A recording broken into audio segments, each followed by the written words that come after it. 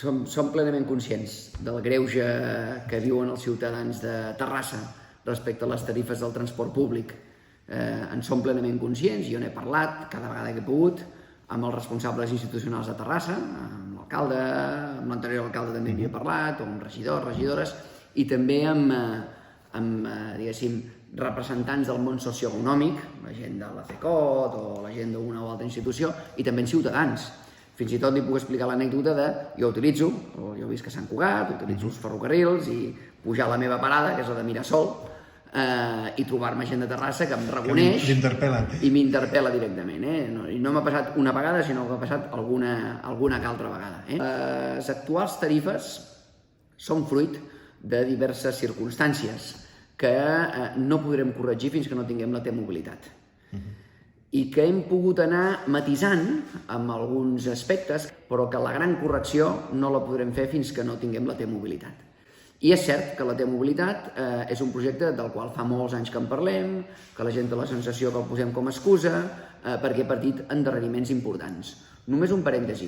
Ha patit endarreriments perquè en un moment determinat hi va haver una de les administracions consorciades a l'ATM, concretament l'Ajuntament de Barcelona, que el va paralitzar. L'any vinent, 2021, ja serà l'any en el que implantarem una tarifa més justa, que vol dir una tarifa que tingui en compte la distància realment no tan recorreguda, sinó entre origen i destí, les distàncies en línia recta, no la recorreguda perquè a vegades les línies poden fer una giragonsa que també seria injust pagar-la, no? Però en tot cas les distàncies entre origen i destí i que també tingui en compte la freqüència amb la que un utilitza el transport públic, amb la idea de qui més l'utilitza menys pagui i qui menys l'utilitza més pagui. Nosaltres fem un esforç molt important perquè tinguin el millor transport públic possible. Des d'un punt de vista de ferrocarrils de la Generalitat, ampliant la línia de Terrassa, posant més trens, per tant, més freqüència, més qualitat, intentant que el tema autobusos interurbans i el tema Renfe, que aquí tenim problemes, doncs millorin. Això en quant a servei. Però en quant a costos, aquest 2020 hem d'estar amb aquest sistema de zona 3, en el cas de Terrassa, zona 2 en el cas de Rubí, tarifa plana de zona 1, sent zona 2, a Sant Cugat, per posar 3 exemples del Vallès Occidental, i no serà fins a la T-mobilitat que no podrem superar i anar a aquesta tarificació per quilòmetres i per recurrència, que és molt interessant, perquè deixem de tenir una Catalunya amb una sola centralitat, que és Barcelona, a partir de la qual anem dibuixant corones i tothom referencia a Barcelona.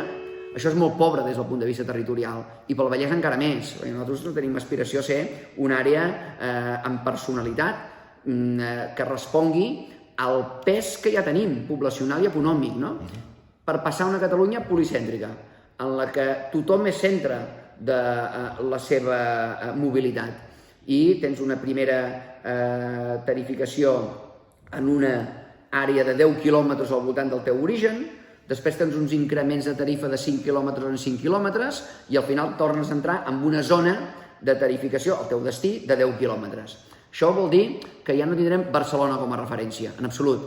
Cadascú serà al centre de la seva mobilitat. És un gran projecte, complex, molt complex, que s'ha endarrerit, però que quan el tinguem implementat, juntament amb les millores que ja hem anat podent fer, la perllongació a Terrassa, també a Sabadell, aquests 15 nous trens que ens han de donar més freqüència, esperem que la gent els valori positivament.